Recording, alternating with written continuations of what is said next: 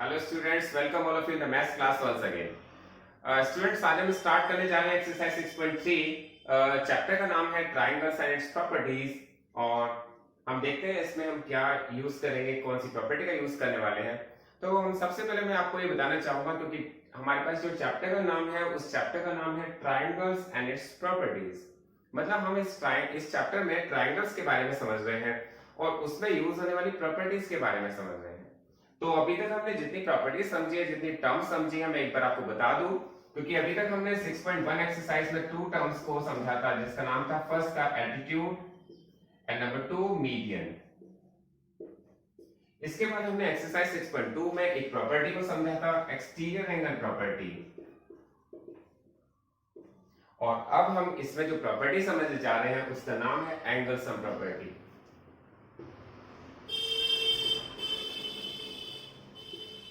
अब सबसे पहले हम समझते हैं एंगल सम प्रॉपर्टीज होता क्या है, क्योंकि यहाँ पर ट्राइंगल्स की बहुत सारी प्रॉपर्टीज होती हैं। और अब हम जो सीखने जा रहे हैं वो है एंगल सम प्रॉपर्टी। सबसे पहले मैं एंगल सम प्रॉपर्टी की डेफिनेशन लिखता हूं, आप उसको फिर समझिएगा और फिर मुझे बताइएगा आपको क्लियर है कि नहीं। The sum of all angles in any triangle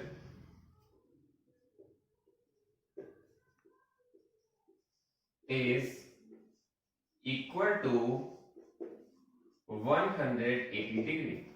तो यहां पर जो मैंने प्रॉपर्टी का यूज किया है वो प्रॉपर्टी है एंगल सम प्रॉपर्टी, और उसको मैंने लिखा है the sum of all angles in any triangle is equal to 180 degree.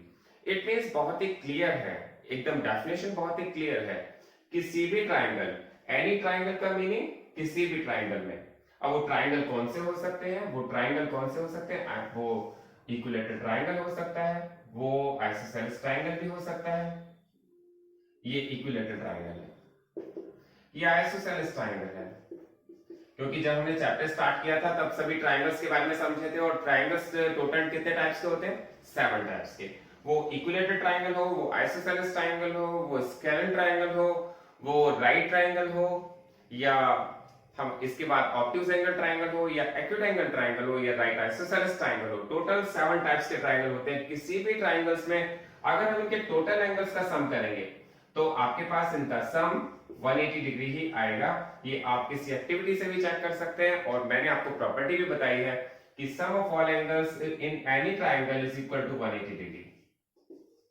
तो ये बात क्लियर हो गई। अगर ये एंगल 40 डिग्री का है और ये 60 डिग्री का है, और सपोज आपको ये एंगल फाइंड करना है, तो आप क्या करेंगे? जब आपके पास किसी भी ट्राइंगल के 2 एंगल्स गिवन होते हैं और थर्ड एंगल आपको फाइंड करना होता है, तो आपको अपने आप पता चल जाएगा कि 40 एंड 60 हो जाते हैं 100। आप देखिए 40 एंड 60 कितना हो गया? 100।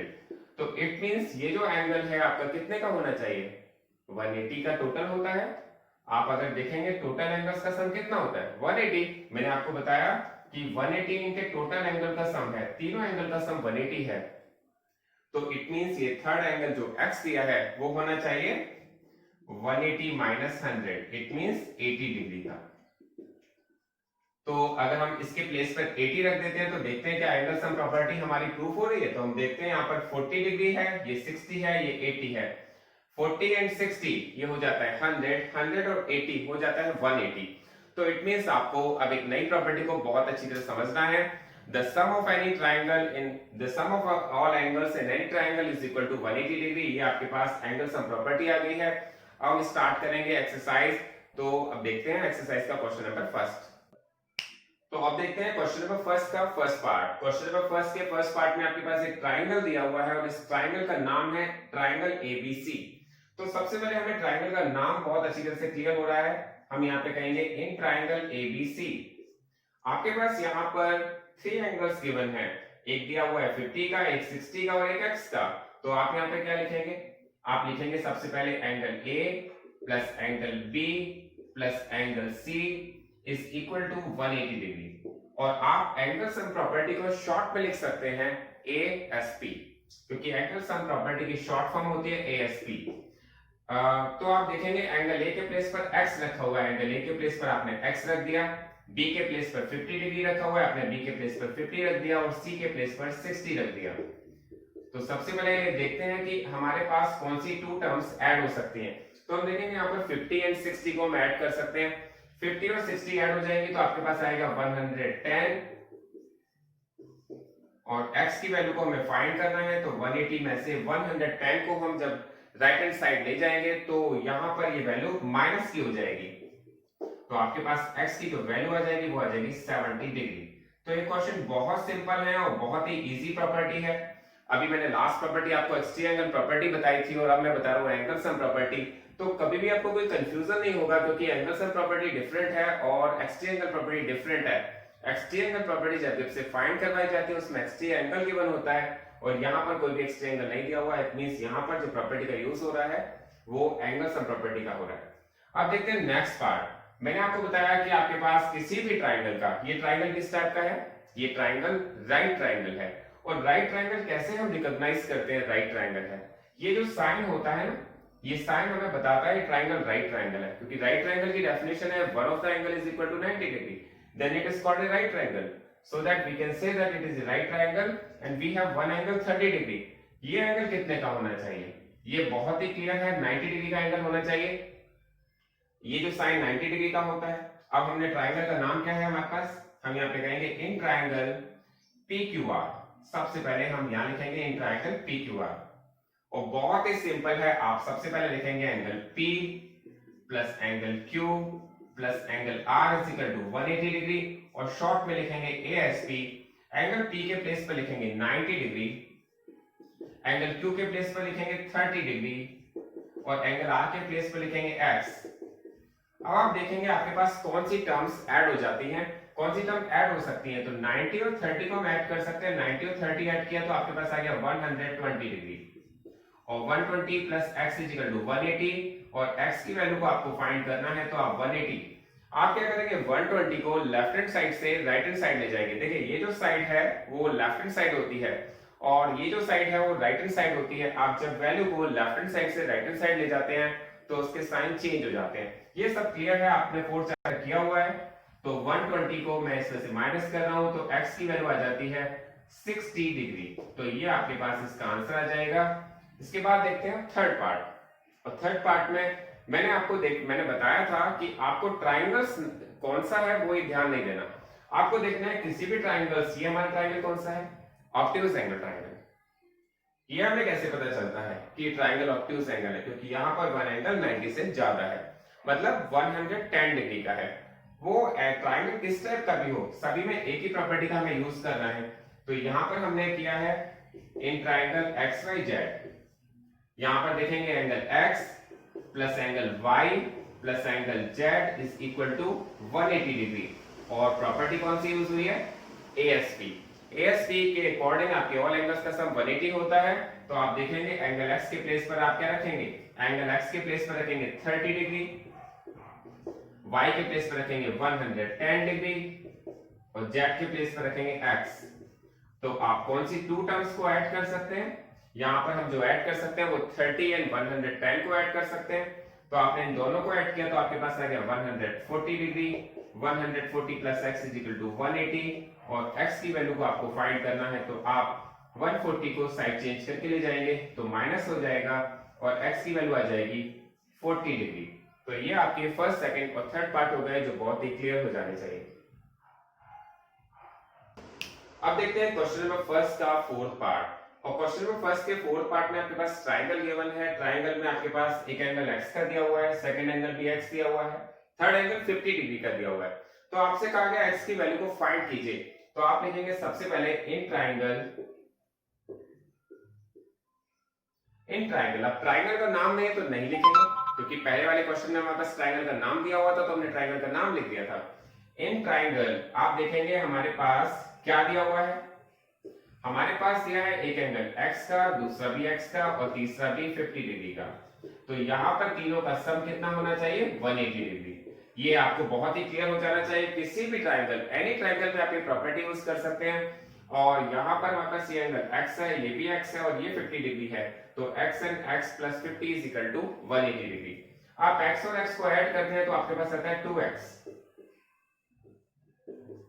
फिर आप उसके बाद क्या करते हैं, आपके पास 50 डिग्री आ गया, 50 को आप साइड चेंज करके ले जाते हैं तो वो माइनस का हो जाता है।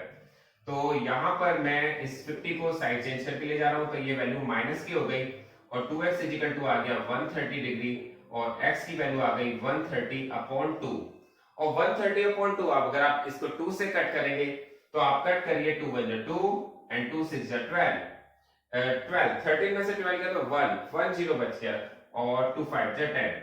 तो आपके पास x की जो वैल्यू आई है वो आई है 65 डिग्री। ये हमारे पास इसका आंसर है, आप आंसर लिख लीजिएगा x इक्वल टू 65 डिग्री। अब मैं इसका सेकंड पार्ट देख रहा हूँ, सेकंड पार्ट में आपके पास कोई भी वैल्यू नहीं दी गई है, तीनों ही अननोन वैल्यूज हैं। आपके पास कहा गया है x डिग्री एंड x, तीनों ही एंगल x दिए गए हैं। तो अब हम स्टार्ट करते हैं, हम कहते हैं इन ट्राइंगल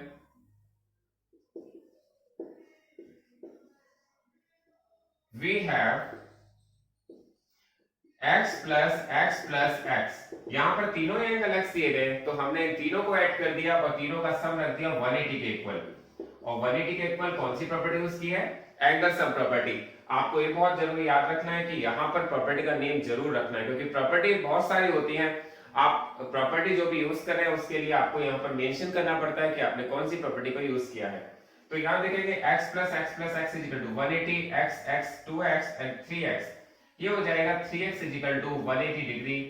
और जब आप x की वैल्यू को फाइंड करेंगे तो आपको पता है ये 3 को आप साइड चेंज करके ले जाएंगे तो ये डिवाइड में आएगा, इसका मतलब हो गया ये अपॉन में आता है और 3 डिवाइड में आ जाता है। तो अब आप इसको कट करते हैं, 3 1 3, 3 6 18 और 3 0 0, x की वैल्यू आ जाती है 60 डिग्री। ये आपका यहाँ पर ये क्वेश्चन कंप्लीट हो गया है, फिफ्थ पार्ट। इसके बाद देखते हैं आप इसका सिक्स पार्ट और इस जो फर्स्ट पार्ट है उसका लास्ट पार्ट भी है। यहाँ पर आपके पास एक ट्राइंगल दिया हुआ है जिसमें एक एंगल 2x का दिया हुआ है, दूसरा एंगल x का दिया हुआ है और तीसरा एंगल राइट एंगल दिया हुआ है। तीसरा एंगल राइट एंगल दिया हुआ है, इट मींस ये 90 डिग्री का है। ये तो मैं आपको ऑलरेडी बहुत बार क्लियर कर चुका हूं। तो आप स्टार्ट करेंगे, इसमें देखेंगे इन ट्राइंगल